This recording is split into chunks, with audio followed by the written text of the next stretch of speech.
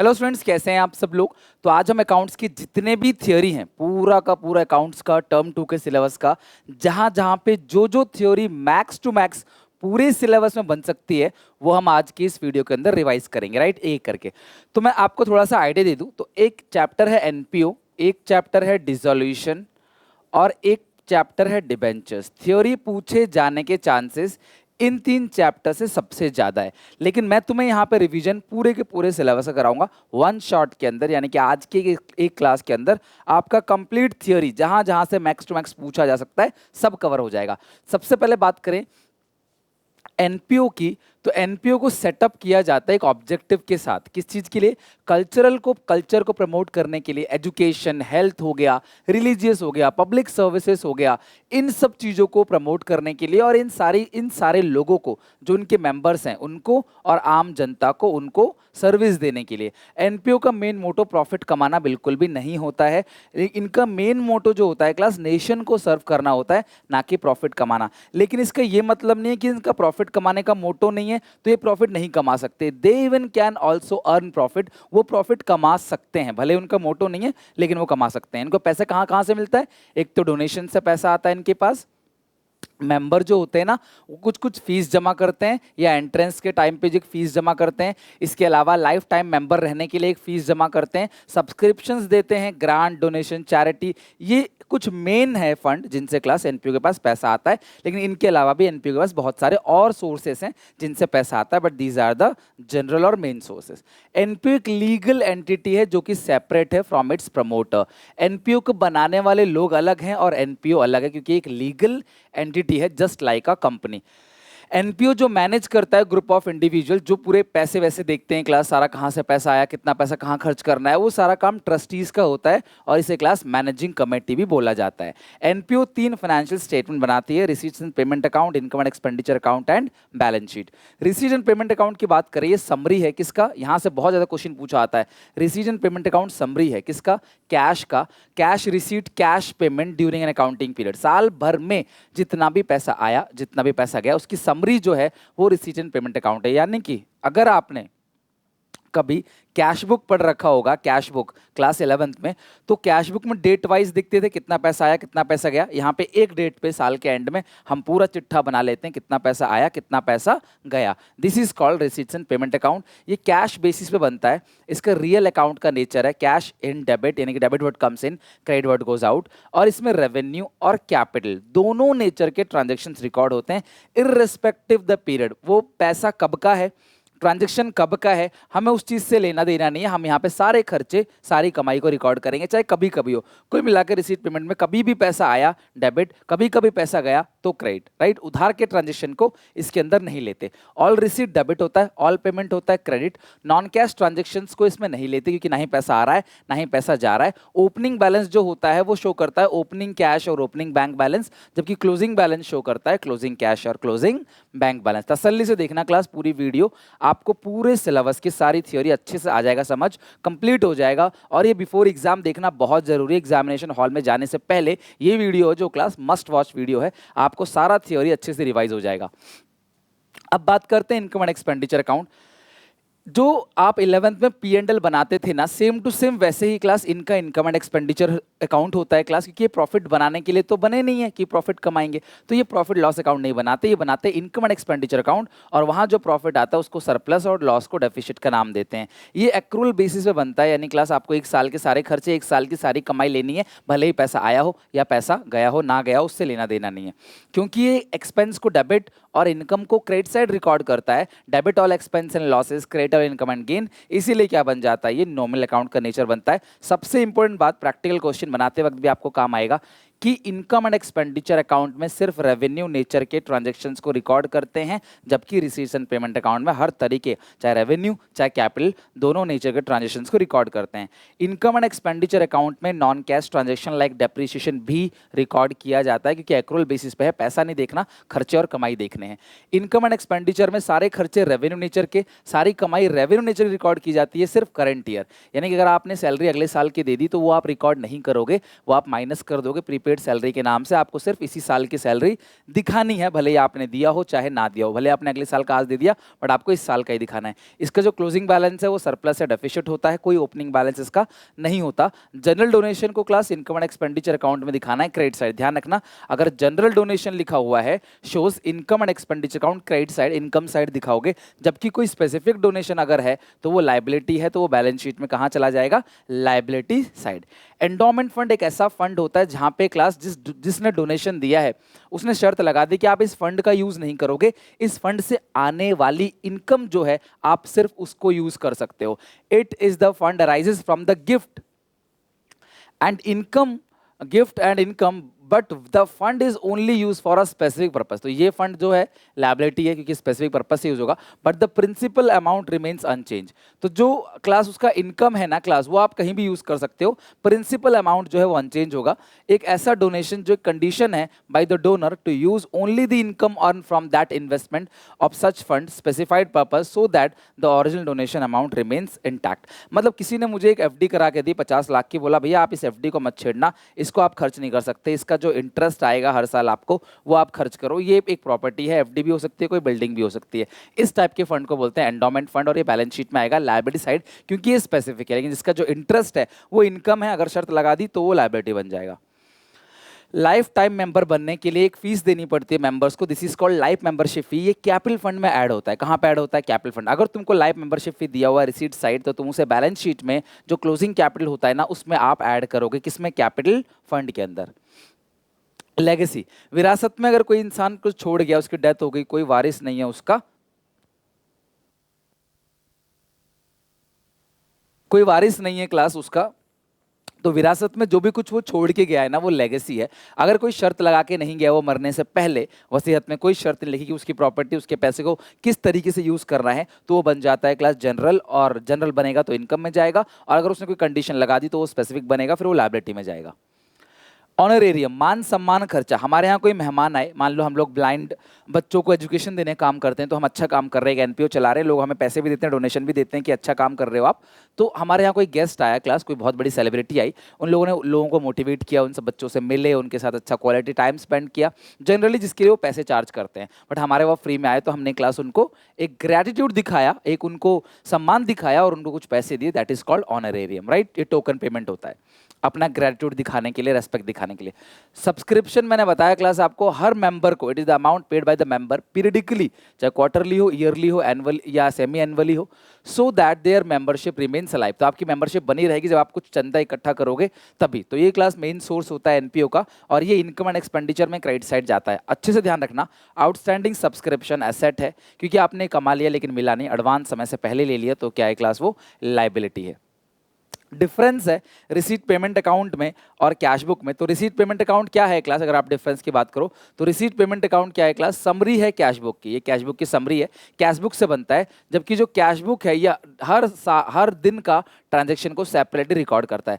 Period की बात करें तो रिसीट एंड पेमेंट अकाउंट जो है end of the accounting year बनाया जाता है, जबकि कैश बुक जो है वो डेली बेसिस पे बनता है। तो ये receipt payment account cash book की समरी है, वो रोज बनता है, ये साल के एंड में एक बार बनता है।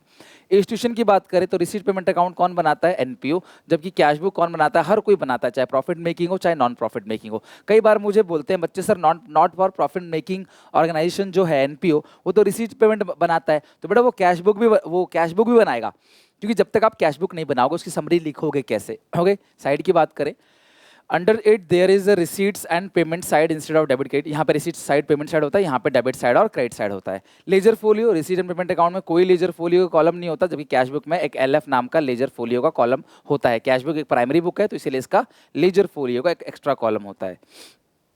Difference between income and expenditure account and profit loss account. Income and expenditure account NPO बनाता है, प्रॉफिट लॉस अकाउंट बनाता है क्लास प्रॉफिट मेकिंग ऑर्गेनाइजेशन। तो इसके डिफरेंस की अगर हम बात करें तो सबसे पहली बात, इनकम एंड एक्सपेंडिचर अकाउंट जो object and class income and expenditure account, ये ऑब्जेक्टिव है क्लास, ऑब्जेक्टिव है, ऑब्जेक्ट समझ लो। Income and expenditure account is to determine surplus. ये क्यों बनाया जाता है सरप्लस? इसका ऑब्जेक्टिव क्या है? सरप्लस और डेफिसिट को पता करना। अगर इनकम ज्यादा तो सरप्लस, इनकम कम तो डेफिसिट। लेकिन प्रॉफिट एंड लॉस अकाउंट किस लिए बनाया जाता है? कि आपको नेट प्रॉफिट कितना हुआ है और आपको नेट लॉस कितना हुआ है। तो ये नेट प्रॉफिट नेट लॉस जानने के लिए होता है, ये सरप्लस डेफिसिट जानने के लिए होता है, ये एनपीओ प्रिपेयर करता है और वो क्लास जो बाकी सारी बिजनेस एंटरप्राइज प्रिपेयर करती हैं।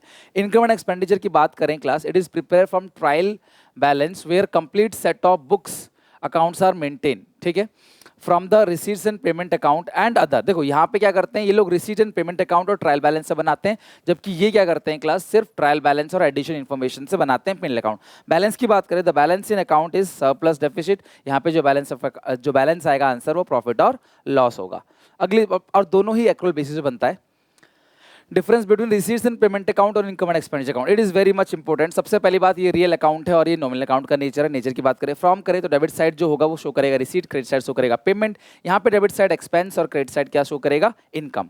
रेवेन्यू कैपिटल, यहाँ पे दोनों तरह के ट्रांजेक्शन को रिकॉर्ड किया जाता है। रेवेन्यू और कैपिटल यहाँ पे सिर्फ और सिर्फ रेवेन्यू नेचर के ट्रांजेक्शन को रिकॉर्ड किया जाता है। यहाँ पे हमें लेना देना नहीं है, यहाँ पास्ट ईयर का, करंट ईयर का और सक्सीडिंग अगले साल का, अगले 10 साल का, बस पैसा आने से मतलब है। कभी कभी आ जाए, पिछले साल का, अगले साल का, हमें लेना देना नहीं। यहाँ पे हर तरह का ट्रांजैक्शन रिकॉर्ड होगा, चाहे रेवेन्यू हो, चाहे कैपिटल हो, चाहे पिछले साल का, चाहे अगले साल का। लेकिन ये सिर्फ करंट ईयर के ट्रांजैक्शंस को रिकॉर्ड करेगा इनकम एंड एक्सपेंडिचर अकाउंट।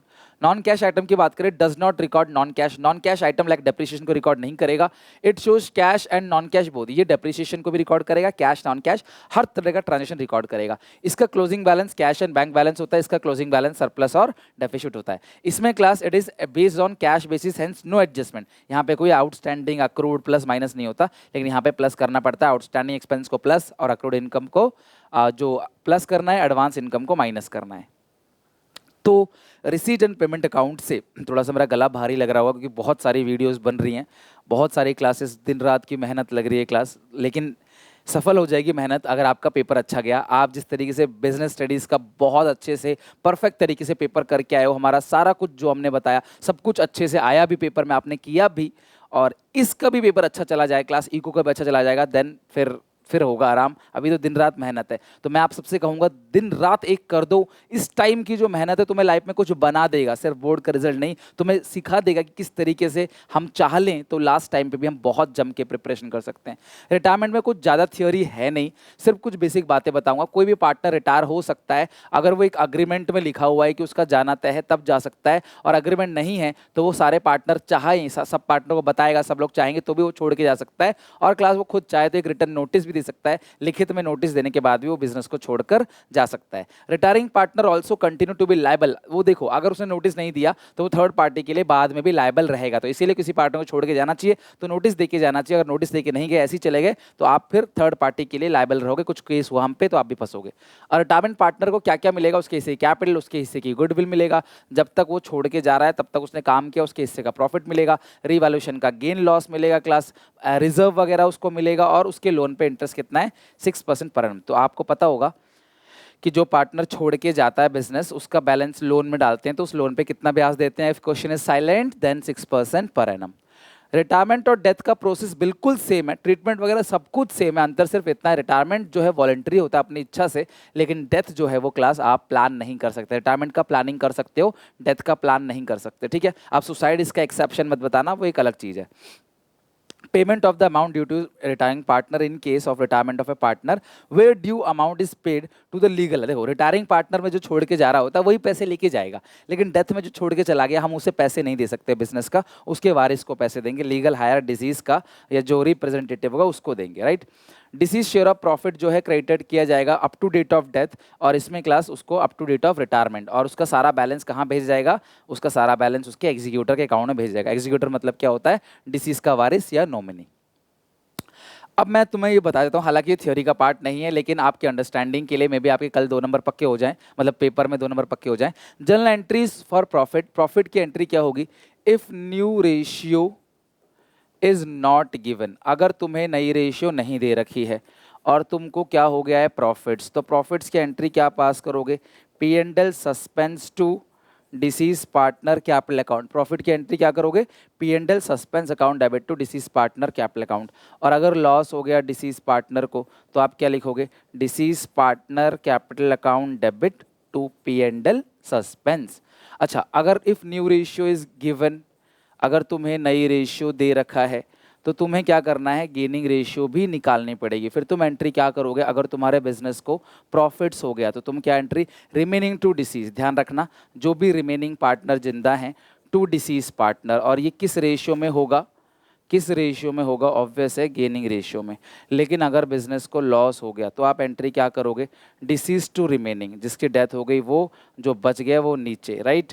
थोड़ा समझ जाना, क्लास में फास्ट लिख रहा हूँ क्योंकि बहुत सारी चीज़ें आपको पता ही है और ये न्यूमेरिकल है, थ्योरी नहीं है। बट लेकिन ये एंट्री इस तरीके से चलेगी, तो तुम नई रेशियो को जरूर देखना डेथ के पार्टनर, डेथ के केसेस में। बिजनेस में अगर बिजनेस को बंद कर दिया जाए, आगे कंटिन्यू नहीं होगा, तो इसको बोलते हैं डिसोल्यूशन, राइट। तो डिसोल्यूशन ऑफ फर्म का मतलब क्या है, dissolution of partnership among all the partners, सारे पार्टनर्स के बीच में कोई संबंध नहीं है। It means end of the economic relationship. Economic relationship मतलब प्रॉफिट अब वो शेयर नहीं करेंगे और उनका बिजनेस जो है वो क्लोज हो गया। डिसोल्यूशन 3 तरीके से किया जा सकता है। सबसे पहला म्यूचुअल एग्रीमेंट, सब लोग आपस में मिलकर बोले चलो यार बंद करो इसको। कभी कभी कंपल्सरी डिसोल्यूशन हो जाता है, मतलब करना ही करना है डिसोल्यूशन, राइट। कब कब कंपल्सरी होगा, when all the partner except one become insolvent, एक को छोड़ के सब इंसॉल्वेंट हो जाएंगे तो भी वो अकेला थोड़ी चला पाएगा, अकेला पार्टनरशिप थोड़ी चला पाएगा, अकेला तो सोल प्रोप्राइटरशिप चलाएगा। When business of the firm become unlawful, अगर बिजनेस जो है वो इलीगल हो गया, अनलॉफुल हो गया, तो भी आपका बिजनेस बंद हो जाएगा। या फिर कई बार नोटिस आ जाता है, ठीक है, नोटिस आ जाता है तब बंद होगा। On happening of an event, कई बार ना कुछ इवेंट हो जाता है, जैसे किसी की डेथ हो गई तो बिजनेस बंद हो जाएगा। इंसॉल्वेंसी, ये पॉइंट बहुत इंपॉर्टेंट है बेटा, जो मैं पढ़ा रहा हूँ ये पेपर में आ सकता है। On the insolvency of A partner, जो मेन पार्टनर है वो इंसॉल्वेंट हो गया, या फिर कोई वेंचर पूरा हो गया, मान लो क्लास दोनों कंपनी ने एक हाईवे बनाने के लिए पार्टनरशिप किया था, हाईवे बनकर तैयार हो गया, वो पूरा हो गया। On the expiry of the period for which firm was form, हमने 4 साल के लिए पार्टनरशिप की थी, 4 साल पूरा हो गया, तो इन सब चीज़ों से क्लास बिजनेस क्या हो जाएगा, बंद हो जाएगा। लेकिन कई बार कोर्ट भी, तो यहाँ से क्वेश्चन पूछा जा सकता है कि कोर्ट जो है वो कब कब डिसाइड करेगा, कोर्ट की तरफ से कब नोटिस आएगा कि भैया अपने बिजनेस को आप बंद कर दो। तो कब आएगा, when a partner become unsound, जब एक पार्टनर दिमागी हालत से पागल हो जाए या दिमागी हालत ठीक नहीं है उसका, तो कोर्ट कह सकता है अपने बिजनेस को बंद कर दो। When a partner permanently incapable, partner पूरी तरीके से इनकैपेबल है, वो कोमा में चला गया, अपनी ड्यूटी का परफॉर्म नहीं कर सकता, जो उसकी ड्यूटीज़ हैं, जो उसकी रिस्पॉन्सिबिलिटी है वो परफॉर्म नहीं कर सकता, तो बिजनेस को बंद करना पड़ेगा। When a partner is found guilty of misconduct, कुछ गलत किया और दोषी साबित हो गया, तो वो बिजनेस बंद हो सकता है। कंटिन्यूसली आप कॉन्ट्रैक्ट तोड़ रहे हो, आपने कॉन्ट्रैक्ट किसी से काम लिया, नहीं पूरा कर पाए, फिर काम लिया, फिर नहीं पूरा कर पाए, फिर काम लिया, फिर पूरा नहीं कर पाए, कोर्ट कहेगा बंद करो बिजनेस को। The business of the firm can not be carried on expect और लॉस, जब कई साल आपको कंटिन्यू लॉस हो रहा है, आप प्रॉफिट कमा ही नहीं पा रहे, आप करोगे तो आपको लॉस ही होगा, तो आप बिजनेस को बंद कर दो।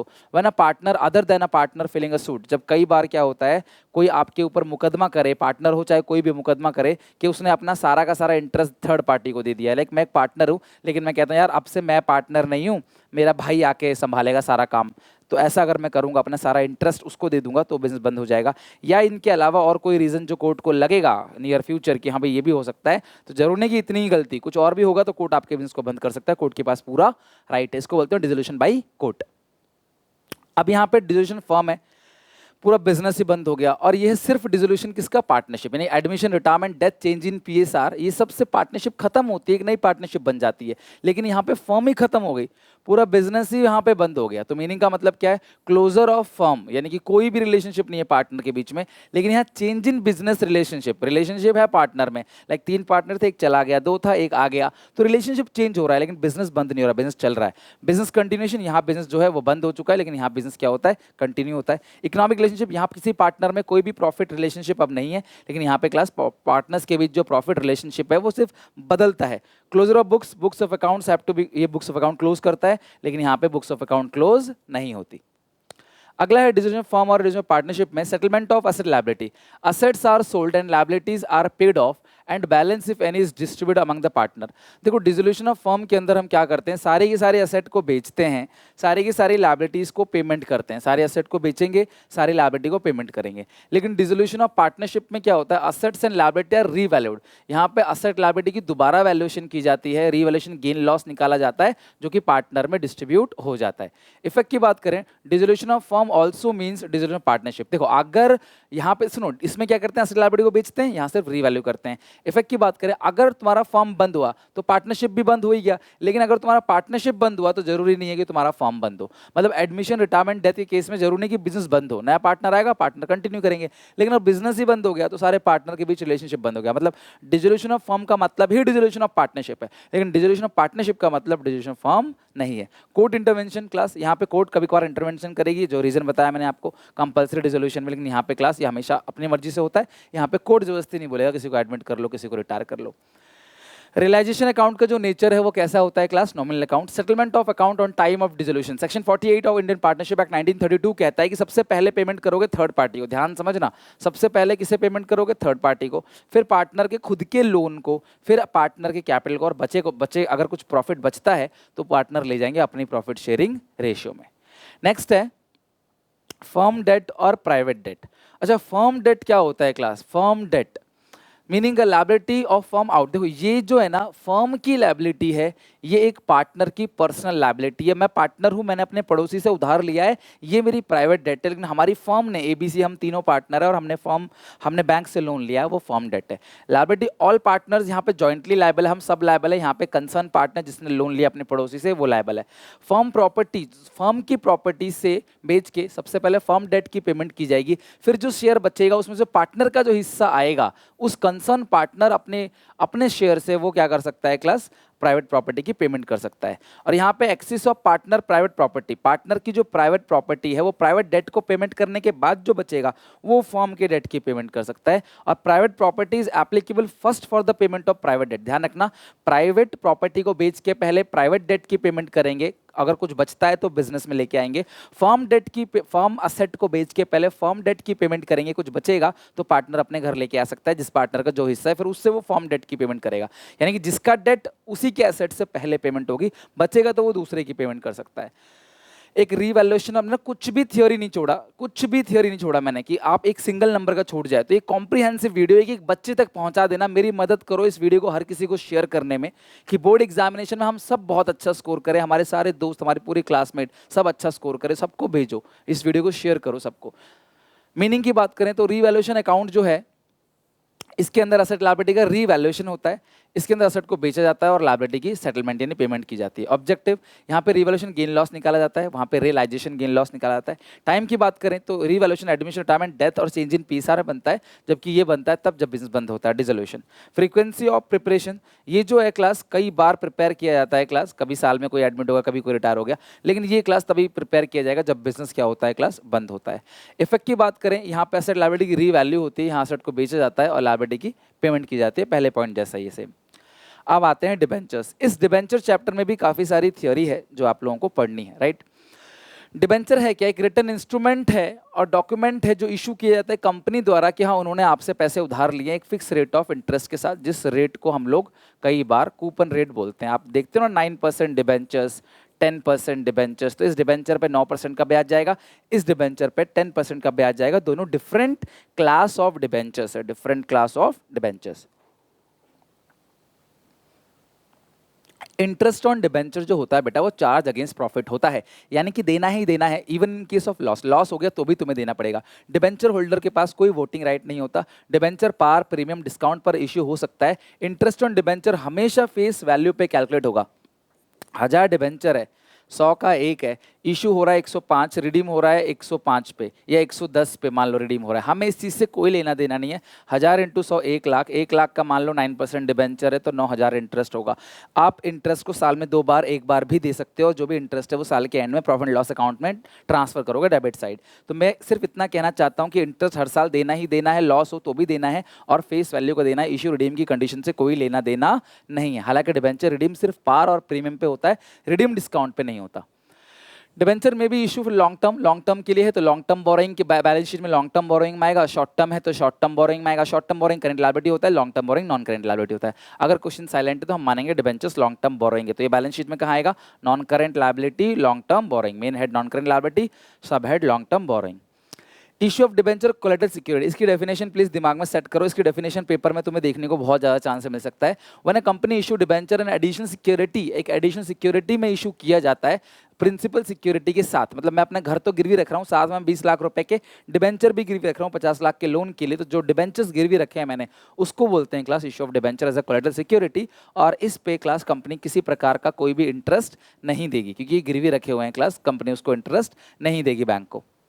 डिबेंचर के टाइप बहुत इंपॉर्टेंट है, सिक्योरिटी के पॉइंट ऑफ व्यू से सिक्योर डिबेंचर है, जो डिबेंचर सिक्योर है, कुछ ना कुछ बैंक ने गिरवी रख रखा है, मतलब कंपनी ने कुछ ना कुछ गिरवी रख रखा है, वो सिक्योर डिबेंचर है। अनसिक्योर डिबेंचर जहां कंपनी ने कुछ भी गिरवी नहीं रखा हुआ है। तो सिक्योर जो होता है ना, वो गिरवी क्या रख सकती है कंपनी, अगर फिक्स असेट को गिरवी रखती है उसे बोलते हैं फिक्स चार्ज, और कंपनी अपने करंट असेट को गिरवी रखेगी तो बोलते हैं फ्लोटिंग चार्ज। हम अपनी दुकान के करंट असेट को भी गिरवी रख सकते हैं, उसको बोलते हैं फ्लोटिंग चार्ज, अगर हम फिक्स असेट को गिरवी रखते हैं उसको बोलते हैं फिक्स चार्ज। तो सिक्योरिटी के पॉइंट से secure debenture, non secure debenture, non secured में कोई सिक्योरिटी नहीं है, सिक्योर डिबेंचर में सॉरी सिक्योरिटी है। रिडम्पशन पॉइंट ऑफ व्यू से रिडीमेबल और इररिडीमेबल, रिडीमेबल डिबेंचर कौन से होते हैं, these are those debentures that are payable by the company on maturity, जिस डिबेंचर्स की पेमेंट मैच्योरिटी के टाइम पे होती है उसको बोलते हैं रिडीमेबल, मतलब कि एक मतलब जिसकी पेमेंट हो सकती है कुल मिला के, जिसको पैसा लौटाया जा सकता है। इररिडीमेबल डिबेंचर क्लास, इसको पैसा नहीं दिया जाता, जब कंपनी बंद होगी तभी इसको पैसा मिलेगा, मतलब रिडीमेबल डिबेंचर्स आपको पैसा लौटा दिया जाएगा, इररिडीमेबल आपको तब लौटाया जाएगा जब कंपनी बंद होगी, उससे पहले आपको नहीं लौटाया जाएगा। From registration point of view, registered debenture और बियरर डिबेंचर, रजिस्टर्ड डिबेंचर का मतलब क्या है, ये आपका नाम लिखा होगा, डिबेंचर आपके नाम का ही है, आप ही को पैसा मिलेगा। बियरर डिबेंचर में आपका नाम नहीं लिखा है, मेरे हाथ में है तो मैं मालिक, आपके हाथ में तो आप मालिक, फिर मैंने किसी और को पकड़ा दिया तो वो मालिक, इसे बोलते हैं बियरर डिबेंचर। कन्वर्टिबिलिटी के पॉइंट ऑफ व्यू से कन्वर्टेबल, जो डिबेंचर नियर फ्यूचर में इक्विटी शेयर में कन्वर्ट हो सकते हैं वो कन्वर्टेबल डिबेंचर, और जो debenture holder near future equity share में कन्वर्ट नहीं हो सकते वो नॉन कन्वर्टेबल है। These are debentures that are convertible into shares. हाँ, अगर क्लास मान लो सारे डिबेंचर्स शेयर में कन्वर्ट नहीं होते, थोड़े बहुत डिबेंचर्स शेयर में कन्वर्ट होते हैं, तो उसे बोलते हैं partly convertible debentures, known as partly convertible debentures. If full amount is debentures, अगर पूरा कन्वर्टेबल है तो उसे बोलते हैं क्लास फुल्ली कन्वर्टेबल डिबेंचर्स, यानी कि जब कंपनी डिबेंचर इशू करती है तो उस टाइम बता देती है कि नियर फ्यूचर में हम इसका 70% कन्वर्ट कर देंगे तो पार्टली कन्वर्टेबल, 100% कन्वर्ट कर देंगे तो फुल्ली कन्वर्टेबल, कन्वर्ट नहीं करेंगे तो नॉन कन्वर्टेबल। एक बात ध्यान रखना, असेट खरीदने की entry asset to vendor, business खरीदने की entry asset account debit to liability to vendor, ऊपर बचा कम तो गुडविल, नीचे बचा तो कम कैपिटल रिजर्व। और अगर तुम्हारा परचेज कंसिडरेशन ज्यादा है, ध्यान रखना, अगर तुम्हारा परचेज कंसिडरेशन ज्यादा है यानी कि पूरा का पूरा बिजनेस मैंने जितने रुपए में खरीदा है अगर वो वैल्यू ज्यादा है तो पक्की बात है नेट असेट से, नेट असेट मतलब असेट माइनस लायबिलिटी, तो बैलेंसिंग फिगर जो बचेगा ऊपर कम पड़ेगा गुडविल के नाम से। और अगर परचेज कंसिडरेशन कम है, नेट असेट ज्यादा है, ऊपर ज्यादा है तो नीचे कम पड़ेगा किस नाम से, कैपिटल रिजर्व के नाम से। गुडविल डेबिट होता है, कैपिटल रिजर्व क्या होता है, credit. If debentures are redeemable, तो यहाँ पे क्लास ध्यान रखना, चाहे रिडीम प्रीमियम पे हो रहा हो, अगर रिडीम प्रीमियम पे हो रहा है नो मैटर, कोई मतलब नहीं है कि इशू किस पे हो रहा है, अगर रिडीम प्रीमियम पे है तो भूलना मत इशू के ड्यू की एंट्री में, अगर एप्लीकेशन है तो खाली एप्लीकेशन की ड्यू की एंट्री में, एप्लीकेशन अलॉटमेंट दोनों है तो अलॉटमेंट की ड्यू की एंट्री में loss on issue of debenture debit होगा और premium on redemption of debenture credit होगा, सेम अमाउंट से जितना रिडम्पशन पे प्रीमियम है। ये प्रैक्टिकल पॉइंट था। Premium on redemption of debenture एक कैपिटल लॉस है and it is shown in the main head of non current liability, सब head other long term liability के अंदर आता है प्रीमियम रिडम्पशन ऑफ डिबेंचर। ये एक पर्सनल अकाउंट है ट्रेडिशनल अप्रोच के अकॉर्डिंग और मॉडर्न अप्रोच के अकॉर्डिंग लायबिलिटी अकाउंट है। और loss on issue of debenture एक कैपिटल लॉस है, ध्यान रखना कैपिटल लॉस है, बार बार होने वाला लॉस नहीं, कैपिटल लॉस है। इसको राइट ऑफ करते हैं तीन चीजों से, एसपीआर, कैपिटल रिजर्व और स्टेटमेंट ऑफ पीएनएल। पहले ढूंढेंगे एसपीआर, फिर ढूंढेंगे कैपिटल रिजर्व, फिर ढूंढेंगे स्टेटमेंट ऑफ पीएनएल। ओके, और एंट्री तो आप सबको पता ही है क्लास क्या होती है, SPR account debit, CR account debit, statement of PNL account debit to discount और loss on issue of debenture. Discount on issue of debenture, loss on issue of debenture दोनों को राइट ऑफ करना है same year में पूरा का पूरा। इस चैप्टर से कोई थ्योरी कभी आई ही नहीं है आज तक क्लास, तो इस चैप्टर से थ्योरी आपको नहीं पूछेगा, लेकिन फिर भी कुछ बातें जो आपको पता होना चाहिए कि कंपैरेटिव स्टेटमेंट हॉरिजॉन्टल एनालिसिस होता है, common size statement vertical analysis, इसके अंदर comparative income statement comparative balance sheet बनता है, यहाँ common size income statement common size balance sheet बनता है। अच्छा, एब्सोल्यूट चेंज का फॉर्मूला क्या है? Current year minus previous year, percentage change का formula absolute change upon previous year into 100। अगर तुम कॉमन साइज इनकम स्टेटमेंट बना रहे हो, ध्यान समझना, अगर तुम कॉमन साइज इनकम स्टेटमेंट बना रहे हो तो तुम बेस किसे लोगे क्लास? बेस लोगे रेवेन्यू फ्रॉम ऑपरेशन को, right? Common size balance sheet बना रहे हो तो बेस किसको लोगे? टोटल को। असेट लायबिलिटी किसी की भी टोटल ले लेना, दोनों साइड टोटलिंग बराबर होती है। अब आते हैं अपने आखिरी चैप्टर पे, कैश फ्लो स्टेटमेंट। तसल्ली से पढ़ेंगे इस चैप्टर में 2 नंबर का थ्योरी तो पक्का है, लेकिन वो थ्योरी नहीं होती है, वो प्रैक्टिकल क्वेश्चन के रिगार्डिंग ही कुछ होते हैं पॉइंट्स, राइट? वैसे थ्योरी भी आ सकती है। Cash flow statement accounting standard 3 के बेसिस पे बनता है, जो कि इशू करता है institute of chartered accountant of India. और कैश फ्लो स्टेटमेंट शो करता है कैश का फ्लो, यानी कि कैश का मतलब कैश एंड कैश इक्विवेलेंट है। यहाँ पे खाली कैश का मतलब कैश नहीं होता, कैश का मतलब है cash and cash equivalent. Cash का मतलब cash and bank, and equivalent मतलब मार्केटेबल सिक्योरिटी या शॉर्ट टर्म इन्वेस्टमेंट, जो 90 डेज के लिए जनरली होता है, राइट? तो कैश फ्लो स्टेटमेंट जो बनता है उसमें हम ये देखते हैं during accounting period operating activity से कितना पैसा आया या गया, इन्वेस्टिंग से कितना पैसा गया, फाइनेंसिंग से कितना पैसा गया। इसके अंदर 3 एक्टिविटी होती है, ऑपरेटिंग, इन्वेस्टिंग, फाइनेंसिंग। इन्वेस्टमेंट्स कहाँ पे आती हैं? इन्वेस्टिंग में, fix assets and investment. Financing के अंदर लोन, डिबेंचर, शेयर, ये सब आता है। और ऑपरेटिंग के अंदर day to day expense, debtor, creditors, cash sale, credit sale, ये सब चीज़ें आती हैं। ऑब्जेक्टिव क्या है कैश फ्लो का बनाने का? कि हम ये जान सके कि कितने पैसे का इन हो रहा है और कितने पैसे का आउट हो रहा है इन 3 एक्टिविटी से। अगर हम इनफ्लो आउटफ्लो की बात करें तो अगर कोई चीज़ सेल करते हो तो पैसा आएगा, कोई चीज़ परचेज करते हो तो पैसा जाएगा। लेकिन कुछ चीज़ें ऐसी होती हैं जहाँ पे नो फ्लो है। आप ध्यान रखना, आप हर लाइन पढ़ के समझ लोगे। अच्छा, लॉस में सेल हुआ तो भी इनफ्लो, प्रॉफिट में सेल हुआ तो भी इनफ्लो। भाई सेल हुआ ना, पैसा तो आ रहा है, प्रॉफिट लॉस से क्या मतलब है? लेकिन अगर आपने कैश को डिपॉजिट किया बैंक में, कैश डिपॉजिटेड इनटू बैंक, तो भैया ये नो फ्लो है।